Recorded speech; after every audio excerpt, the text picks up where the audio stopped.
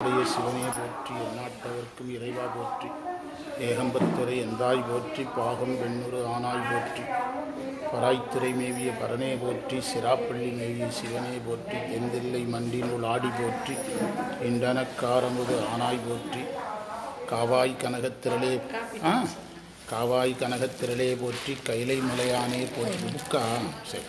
கைலை மலையானே போற்றி போற்றி, பொலியர்கோன் வெப்பொழித்த புகழியர்கோன் கடல் போற்றி, ஆடிமிசை கல்மிதப்பில் அணைந்த பிரான் அடி போற்றி, வாழி திரு நாவலூர் வந்தொண்டர் பதம் போற்றி, ஊழிமலி திருவாத ஊரர் திருத்தாள் போற்றி, ஈராண்டில் சிவஞானம் பெற்றுயர்ந்த மெய்கண்டார் இணைத்தாள் போற்றி, நாராண்ட பல்லடியார்க்கு அருள் புரிந்த அருள் நந்தி நற்றாள் போற்றி, நீராண்ட கடந்தை நகர் மறைஞான சம்பந்தல் நிலத்தாள் போற்றி, சீராண்ட தில்லை நகர் உமாபதியார் சம்பதும திருத்தாள் போற்றி போற்றி, கைலாய பரம்பரையில் சிவஞான போதநெறி காட்டும் வெண்ணை பயில் வாய்மை மெய்கண்டான் சந்ததிக்கோர் மெய்ஞான பானுவாகி, குயிலாரும் ஒளிர் திருவாவடுதுறை வாழ் குருநமச்சிவாய தேவன் செயலாதி மரபுடையோன் திருமரபு நீரூழி தலைகமாகும், மங்களாம்பிகை உடனவர் மகிமாலீஸ்வரர் முக்கண்ணியம்மையுடன் முக்கண்ணப்பர், ஈரோடு திருமுறைக் கழகம் தொண்டர் சீர் பரவுவார் சம்பந்த சரணாலய அடிகள் திருவடிகள் வணங்கி, இப்பணி செய்ய உடல்நம் மனவளம் ஞானத்தெளிவை குருவினிடத்திலும் திருவினிடத்திலும் விண்ணப்பித்து, சக்தி விநாயகர் அகிலாண்டை சீருடன் ஒரு சோழீஸ்வர பெருமான் திருவடிகளை வணங்கி நம்முடைய தேவார வகுப்பை தொடங்கலாம்.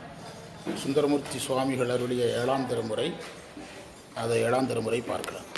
சிவா திருச்சிற்றம்பலம் குருவை போற்றி, திருவை போற்றி, திருக்கைலாய பரம்பரை போற்றி, சம்பந்த சரணாலயடிகள் திருவடிகள் போற்றி, சக்தி விநாயகர் திருவடிகளை போற்றி, அகிலாண்டேஸ்வரன் சோழீஸ்வர பெருமான் திருவடிகளை போற்றி, எல்லா தெய்வங்களையும் வணங்கி சுந்தரமூர்த்தி சுவாமிகள் திருவடிகளை வணங்கி 7ஆம் திருமுறையை வணங்கி வகுப்பை தொடங்கலாம். பதிகை எண் 88, தலம் திருவேளிமடலை, மந்திர எண் 2வது மந்திரம். முதல் மந்திரத்தில் அந்தணர்கள் வேதங்களை சொல்லி வேள்வி செய்கிறதை பற்றி சொல்லியிருக்கிறாரு, விரும்பி வழிபடுவோருக்கு அருள் செய்வதை சொல்லியிருக்கிறாரு, மகளிர் பற்றி பேசுகிறார், அம்மையோடு இருப்பதை பேசுகிறார், அழகிய பொன்போல சிறந்த வீழி மரம் இருக்கிறதுனால இந்த தலம் சிறந்ததுங்கிறாரு, அடியனுக்கு அருள் செய்யுங்கன்னு வேண்டார். 2வது மந்திரத்துக்கான பொருள் எழுதுங்க. நீலகண்டர் இறைவன்,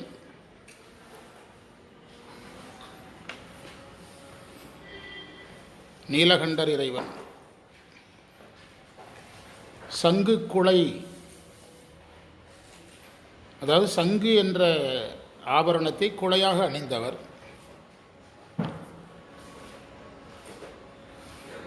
என்று அந்தணர்கள் இத்தலத்து இறைவனை போற்றுகிறார்கள்.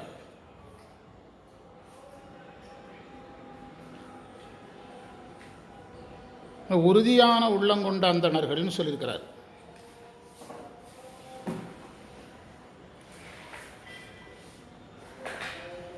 இத்தலம் உலகில் வறுமையை நீக்குகின்ற தலம்,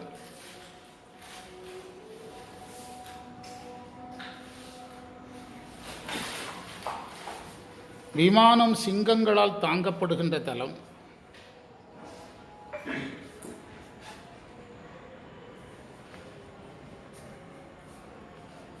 விண்ணிலிருந்து வந்த விமானம் இது, திருமாலுக்காக விண்ணிலிருந்து வந்த விமானத்தை உடையது.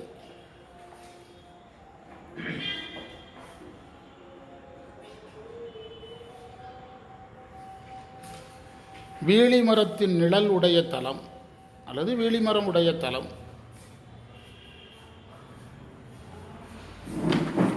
இந்த தலத்தில் இருக்கிற இறைவனே அடியனுக்கும் அருள் செய்யுங்கள்னு வேண்டார்.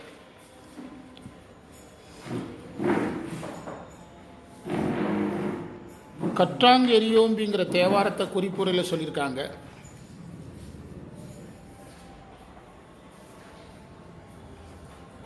இத்தலத்து விமானம் திருமால் கொண்டு வந்தது, விண்ணிலி விமானம். என்ன எழுதுனீங்க? திருமால் வேண்டிக் கொண்டு வந்தது, அதனால் இது விண்ணிலி விமானம் எனப்படுகிறது.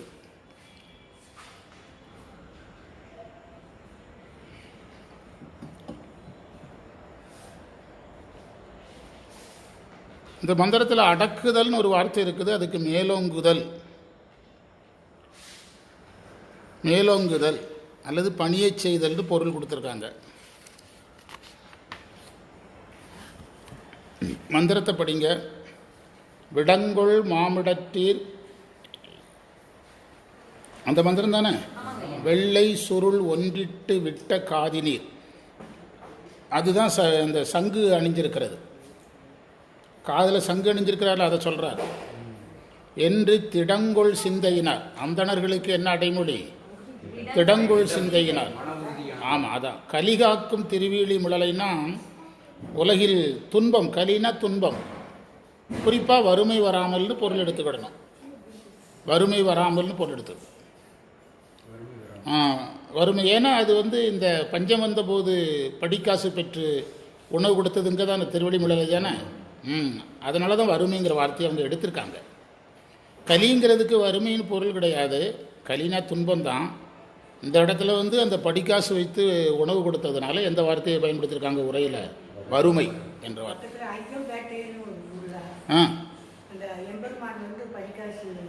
பெற்றது. அந்த கலிகாக்கும் திருவீழிலை மடங்கள் பூண்ட விமானம், மடங்கள்னா சிங்கங்கள் தாங்குகின்ற விமானம். மண்மிசை இழிச்சிய, பார்த்தீங்களா? இழிச்சிய யார் வேண்ட? திருமால் வேண்ட விண்ணிலிருந்து, அதான் இழிச்சியனார். வானநாட்டையும் அடங்கல் வீழி கொண்டீர். அதாவது இந்த தலம் அல்லது இந்த தலத்தில் இருக்க இறைவன் எதையும் தனக்குள் அடக்குகிறது, தேவர் உலகத்தையும் தனக்குள் அடக்குகிறது என்று சொல்றார். அடியேற்கும் அருளுதீரே என்பது மந்திரத்தின் பொருள். நம்ம அதை வழக்கமாக பார்க்குற மாதிரி பார்க்கணும். நீலகண்டர் இறைவனுடைய பேராற்றல் பெருங்கருணை.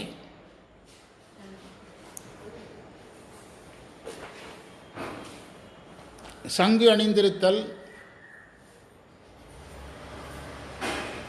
அதை தோளுடைய செவியனோட ஒப்பிடணும். சங்கு அணிந்திருத்தலை தோளுடைய செவியனோட ஒப்பிடணும். இறைவனுடைய செவியை சிறப்பித்து சொன்னதா சொல்லணும்.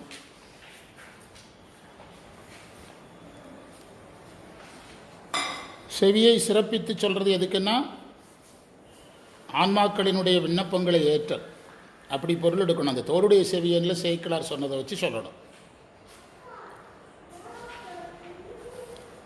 நீங்கள் எந்த ஒரு நூல்லையும் இறைவனாக இருந்தாலும், இறைவனே குருவாக வந்தாலும் செவிக்கு தான் முதன்மை. மனவாசம் கிடந்தார் என்னது எடுத்த உடனே காதுக்கு கேட்க முடியாதான்னு பேசுகிறார். என்ன கேட்குறாரு? உண்மை விளக்கத்தினுடைய கடவுள் வாழ்த்துக்கு அடுத்த மந்திரம் பொய்காட்டி பொய்யகற்றி போதானந்த பொருளாம் மெய்காட்டு மெய்கண்டாய் விண்ணப்பம். விண்ணப்பம்னு என்ன அர்த்தம்? காது கொடுத்து கேளுங்கன்னு தான் அர்த்தம். குருவாக இருந்தாலும் இறைவனாக இருந்தாலும் முதல்ல என்ன செய்யணும்? காது கொடுத்து கேட்கணும். இப்போ நாமளே நம்முடைய பிரச்சனையாற்றியா சொல்லும்போது அவங்க அதை பற்றி அவங்க கவலைப்படுறாங்க, கவலைப்படலை, புரியுது புரியலை. முதல்ல நான் சொல்கிறத கேளுங்க, அப்படி தானே சொல்கிறோம். நான் சொல்கிறத கேளுங்க, நீங்கள் என்ன வேணாலும் நினச்சிட்டு போய் எனக்கு பற்றி கவலை கிடையாது. ஆனால் என்ன செய்யுங்க? நடந்ததை என்ன செய்யுங்க? கேளுங்கன்னு சொல்கிறோம்ல. நீதிமன்றத்தில் கூட கொலை செய்தவனுக்கு கூட தன் கருத்தை சொல்ல என்ன உண்டு? நேரம் ஒதுக்கப்படும். நேரத்தை கொடுக்குறாங்க நீதிமன்றம். அதனால் அப்படி பொருள் எடுக்கணும். நீங்கள் காதுக்கு அழகாக கொலை அணிஞ்சாருன்னு பொருள் எடுக்கக்கூடாது. செவியை இறைவனுடைய அத்தனை அங்கங்களில் எதை எடுக்கிறாரு? கையில் செவி எடுக்கணும். அது ஏன்னு பார்க்கணும். அதுதான். ஆமாம். அதே மாதிரி இந்த அடுத்து அந்தணர்களை சொல்கிறார். முந்தைய மந்திரத்திலே அந்தணர்களை சொல்கிறார். சிதம்பரம் அளவிற்கு அந்தணர்கள் சிறப்புடைய தலம் திருவேளிமிழலை. சிதம்பரம் அளவிற்கு அந்தணர்கள் அளவுக்கு சிறப்புடைய தலம். நீங்கள் பெரிய புராணத்தில் போய் திருவேளிமிழலையை சேக்கிழார் எப்படி வர்ணிக்கிறான்னு பார்த்தீங்கன்னா அந்தணர்களை முதன்மைப்படுத்தி வர்ணிப்பார். அதுக்கு காரணம் என்னன்னா, தேவாரத்தில் யார் முதன்மைப்படுத்தப்படுறாங்க? அந்தணர்கள் முதன்மைப்படுத்தப்படுறாங்க அங்கே. அதை இதில் சொல்கிறார். சிங்கங்கள் தாங்குகின்ற விமானம் உடையது. திருமால் விண்ணப்பிக்க இங்கு இறங்கிய விமானம், விண்ணிலி விமானம். இத்தலம் திருமாலுடைய பக்தியை வெளிப்படுத்துகிற தலம் அல்ல. பங்கயம் 1000 பூவினில் பூக்குறைய தன்னுடைய எதையே கொடுக்கிறாரு, கண்ணையே கொடுத்த தலம். திருமால் பக்திக்கு முன் இதாக இருக்கக்கூடிய தலம்.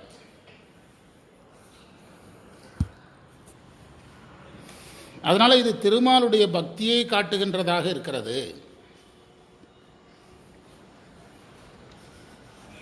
குறிப்பாக இது சரியைகிரியையை வலியுறுத்துகிறது. இது வரைக்கும் சரியை கிரியை தான். அந்தணர்கள் போற்றுகிறார்கள் என்று சொன்னதும் சரியை தான். அந்தணர்கள் உறுதியாக திடங்கொள் சிந்தையினார்னார், உறுதியான சிந்தனை உடையவருங்கிறார்.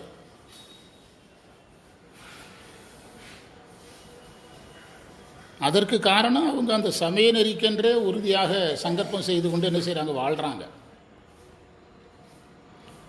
நீங்கள் மதம் மாறியவர்கள் அல்லது சமயத்தை கைவிட்டவர்கள் பற்றி எடுத்தால் அந்தணர்கள் எண்ணிக்கை ரொம்ப குறைவாக தான் இருக்கும். ஏதோ வேறு காரணங்களை சொல்லி வேணால் கூப்பிட்டு போயிருப்பாங்களே தவிர பெரும்பாலும் என்ன செய்ய மாட்டாங்க, மதம் மாறி. இப்போ நீங்கள் திருநெல்வேலி மாவட்டத்தில் கிறிஸ்தவர்கள் கையில் ஸ்கூல் இருக்குது, அதுகிட்ட வேறு எந்த ஜாதிக்காரங்கிட்ட ஸ்கூல் கிடையாது. எப்போ நான் சொல்கிறது ரொம்ப வருஷத்துக்கு முந்தி. அதை அடுத்து பிராமணர்கள் கையில் தான் ஸ்கூல். ஆங்கிலேயனுடைய ஆளுமை இருந்த காலத்துலேயும் இவங்க தனியாக என்ன நடத்தியிருக்காங்க, பள்ளிகள் வச்சுருந்துருக்காங்க. அதுக்கு பிறகு விருதுநகர்காரங்க அவங்க இவங்கெல்லாம் வளர்ந்தது அதுக்கு பிறகு ஆங்கிலேயர் காலத்தை சொல்லிகிட்டு இருக்கிறேன். அன்றைக்கும் கல்வி நிறுவனங்கள் யார் கையில் இருந்திருக்குது, மதம் மாறாமல் இருந்தது யார் மட்டும்தான், பிள்ளைவாளில் மாறி இருக்கிறாங்க. மதுரையில் ஒரு ஊரையே மாற்றிட்டோம், ஒரு ஊரே பிள்ளைவாளாக மாறிட்டோம். ஒரு சர்ச்சு முழுவதும் பிள்ளைவாள், ஒரு சர்ச்சை முழுவதும் பக்தர்கள் யார், கர்த்தரை வணங்குறது பிள்ளைவாள். நான் ஒரு சர்ச்சுக்கு போயிட்டு வந்தேன், ஒரு தெரிஞ்ச ஒரு கல்யாணத்துக்கு. அதனால தான் என்ன வார்த்தை போட்டார், திடங்கொள். அவங்க எடுத்துக்கிட்ட அந்த சங்கற்பத்தில் உறுதியாக இருப்பாங்க. தான் பேசிகிட்டு இருக்கிறேன் இப்போது. அதனால அந்த வார்த்தையை போட்டு எழுதுகிறார், திடங்கொள் சிந்தையினார் கலிகாக்கும் திருவிழி மிளலை. கலின துன்பம், அதை அந்த தல வரலாறு சேர்த்து வறுமை நீக்குவதுன்னு சொல்லியிருக்கிறார். அது சிங்கங்கள் தாங்கிறது இதெல்லாம் சொன்னதுனால நாம் என்ன செய்யணும், இந்த தலத்தை நேரடியாக சென்று வழிபாடு செய்தால் தான் இதில் ஒரு நல்ல முழு அனுபவம். நல்லா ஏற்கனவே செய்திருப்போம், இந்த பதிகத்தை படிச்சுட்டு போனோம்னா நல்லாயிருக்கும். வான நாட்டையும் அடங்கல் வீழி கொண்டீர் அப்படின்னா அது 2 பாயிண்ட் எடுக்கணும். தேவர் உலகத்தையும் தனக்குள் அடக்கியதுங்கிறார். தேவலோகத்தையும் தனக்குள் அடக்கியது அப்படின்னா தேவலோகம் இது தானே, உங்களுக்கு இன்பம் நுகர்வு தானே. அது வீடு பேற்றுக்குரிய இடம் கிடையாதுல்ல. ஆனால் திருவெளி மலை எதற்குரியது, வீடு பேற்றிற்குரியது. எதுக்கு சொல்கிறோம்னா, எப்படி ஜாதகத்துக்குள்ள சமயநெறிக்குள் ஜாதகம் அடங்குதோ அதுக்குள்ளே திருவெளி மலைக்குள்ளே எது அடங்கும், தேவர் உலகம் அடங்கி போயிடும். தேவர் உலகத்தால் எதை தர முடியாது, ஆனால் திருவெளி மலையில் எதை தரும். அதனால தான் அப்படி சொன்னார். அடுத்த மந்திரத்துக்கு பொருள் எழுதுங்க. உடம்பை பொருந்திய உயிரானவரே. அதில் சுந்தரர் இந்த 2வது மந்திரத்தில் கடைசியில் கேட்டிருக்கிறாரு, அதாவது அடியேனுக்கும் அருள் செய்யீர்னு கேட்குறார். அந்த அடியேனுக்குங்கிற அருள் செய்யீர் அப்படிங்கிறது, அதாவது நீங்கள் எல்லாருக்கும் அருள் செய்கிறவங்களாக இருக்கிறீங்க, எனக்கும் அருள் செய்கிறங்கன்னு கேட்குறாரு. அது அவருக்கு மட்டுமே கேட்டதாக நம்ம என்ன செய்யக்கூடாது, நினைக்கக்கூடாது. எல்லா உயிர்களுக்கும் கேட்டதாக நம்ம நினைக்கணும். இதில் உட்காரியா, இதில் உட்கார், உட்காந்துக்க. எல்லா உயிர்களுக்கும் கேட்டதாக நம்ம எடுத்துக்கிடணும், சரியா? ஞானிகள் யாருக்காக மட்டும் கேட்க மாட்டாங்க, அவர்களுக்காக கேட்குறதே நம்ம எதற்காக எடுத்துக்கிடணும், எல்லாருக்காக சொன்னதாக எடுத்துக்கணும். அடியேற்கும் அருளுதீரே. இந்த அருளுதீரேங்கிறது அது யோகத்துக்கான ஒரு கலைச்சல். யோகத்துக்கு இன்னொரு பேரே அருள்நிலை தான். யோகத்துக்கு இன்னொரு பேர் என்னது தான், அருள்நிலை தான். ஞானத்துக்கு பேர் தான் ஆனந்த நிலை. அந்த குறிப்பும் அதில் இருக்கிறத நம்ம பார்க்கலாம். அடுத்த மந்திரத்துக்கான பொருள் எழுதுங்க. என்ன எழுதுனீங்க 3வது மந்திரத்துக்கு? உயிரானவரே, ஞாயிறு திங்கள் நெருப்பு என்ற 3 ஒளியானவரே,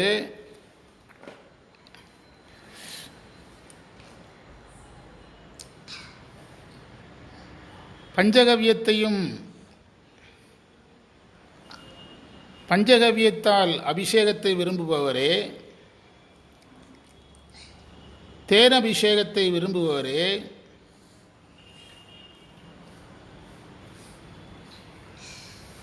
மூக்கு தொடச்சிக்க. இது தாத்தாட்ட கொடுத்துரு, தாத்தா வச்சுக்கிட்டு தொட.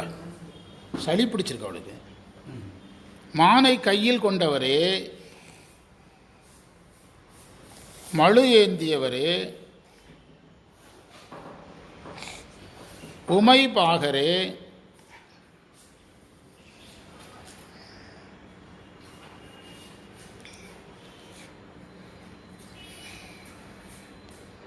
வளமுடைய மாடங்களை கொண்ட தலத்தில் வீழி மரத்தை இடமாக கொண்டவரே,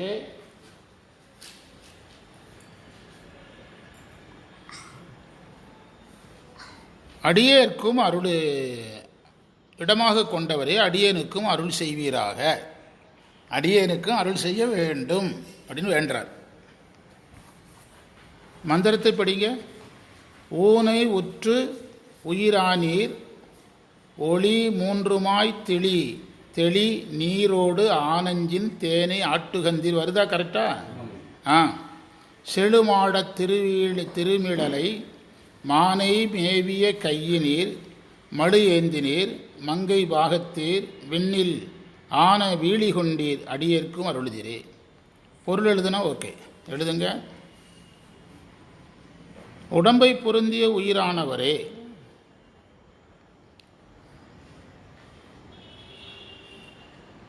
இறைவன் அத்விதமாக கலந்திருப்பதை சொல்லுகிறார்.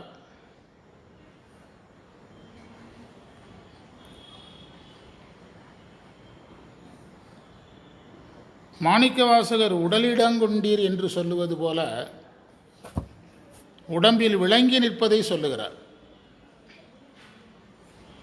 தந்தது உந்தன்னைங்கிறதுல உடலிடம் கொண்டீர்னு சொல்கிறார்ல, அதை சொல்கிறார்.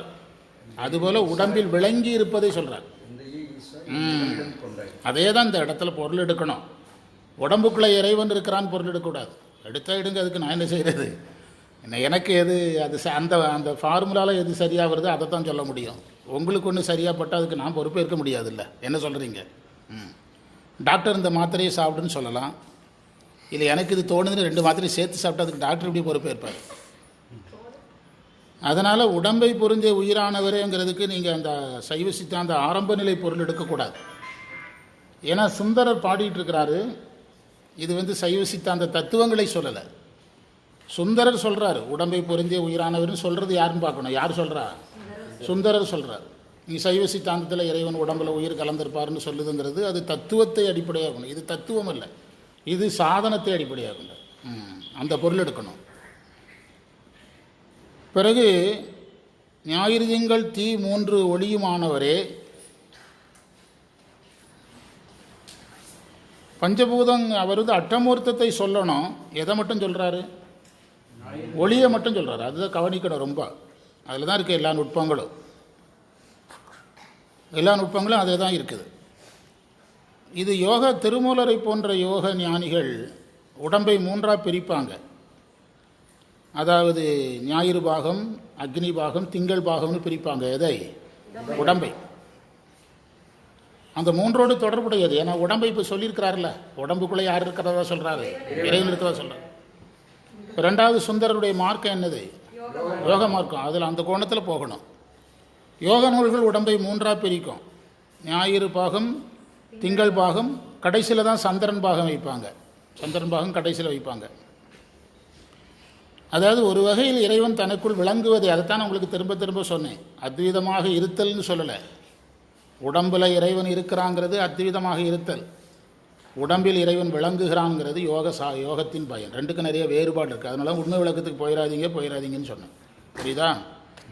ஆமாம், அதுக்கு தான் மாணிக்கவாசகரை கொண்டு வந்து நிறுத்தினேன். என்ன சொன்னேன்? உடலிடம் கொண்டாய்ங்கிறத கொண்டு வந்து நிறுத்தினேன். அந்த 3 ஒளிகளுமானவரேங்கிறது யோகத்தில் யார் விளங்குறது?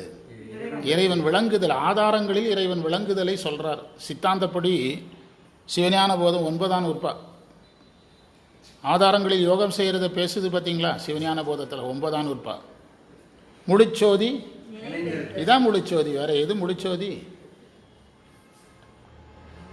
சரி, திருமாலும் தேடி கண்டு கொண்டேன், திருமாலோடு நான்முகனும் தேடி தேடனா தேவனை நீ ஏன் சொன்னார்?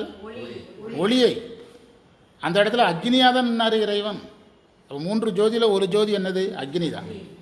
இறைவனுடைய நெற்றிக்கண்ணையிலிருந்து தான் அக்னி வருது. அக்னி நம்ம எதா பார்க்குறோம்? ஞானமாக பார்க்குறோம், நெருப்பாக பார்க்குறோம், ஜோதியாக பார்க்குறோம். இப்படியெல்லாம் அது விரிஞ்சிக்கிட்டே போகும். நீங்கள் அதை எழுதுனா மட்டும் போதும். அதை யோசிச்சிங்கன்னா ஆபத்தாயிரும். அதனால தான் உங்கள் கண்ணை பார்க்குறது இல்லை. நீங்கள் ரொம்ப யோசிப்பீங்க, எனக்கு குழப்பிடும். ஆனால் அடுத்த ஃபார்முலாவுக்கு நான் போக முடியாது. நீங்கள் அங்கே எதையாவது 1ஆம் கிளாஸ் பாடத்தை யோசிச்சுட்டு இருப்பீங்க. நான் போயிட்டுருக்கிற அந்த லெவல் என்ன ஆயிரும், பக்கத்தில் பைக்கில் வர்றவனை எட்டி பார்த்தோம்னா நம்ம பைக் ஓட்ட முடியாது. அப்படி தானே? அவன் 20 கிலோமீட்டர் ஸ்பீடில் வருவான், நம்ம 100 கிலோமீட்டர் ஸ்பீடில் போயிட்டு இருப்போம். அவனை அட்ஜஸ்ட் பண்ணி போக முடியாது. அடுத்தது அபிஷேகம் செய்தலை சொன்னார். ஆனவே எனது அபிஷேகம் சொன்னது அந்தணர்கள் வர்றதுனால அது கிரியை. கிரியை இல்லாமல் யோகம் எங்கேருந்து வந்தது? நமக்கே எதுவும் சேர்ந்தது. ஆமாம், அதனால் யோகத்தை சொன்னார். அதில் அழகாக சொன்னார், தேனையும் சேர்த்து சொன்னார். அதுதான் இதில் அழகு. அப்போ உங்களுக்கு இதில் என்னதெல்லாம் எடுத்துக்கலான்னு நீங்கள் சரிய கிரிய யோகம் ஞானம் பேரின்பம் ஞானப்பையனாகிய பேரின்பம் வரைக்கும் நீங்கள் எடுக்கலாம். மான் பொருந்திய கை உடையவருங்கிறது வேதத்தை இறைவன் கொண்டிருத்தல்னு உரை சொல்லுவாங்க. மானினுடைய 4 கால்கள் வேதத்தை குறிக்குங்கிறது தான் நமக்கு குறிப்பு.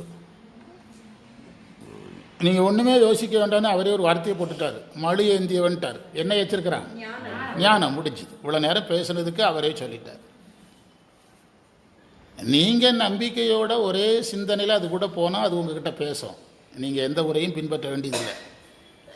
நிறைய விஷயங்களை சொல்லிடணும்னு ஆசைப்பட்டீங்கன்னா மாட்டிக்கிடும். நிறைய விஷயங்களை சொல்லிடணும்னு ஆசைப்பட்டீங்கன்னா மாட்டிக்கிடும். மழு ஏந்தியவருங்கிறது ஞானம். உமைபாகர் என்பது அருள். இப்போ தான் சொன்னேன், அதான் அருளுதீரேன்னு தானே கேட்குறாரு. என்ன நிலை? அருள்நிலை. அருள்நிலை. இந்த மந்திரத்தில் அருள்நிலை ஞான நிலையாக மாறுது.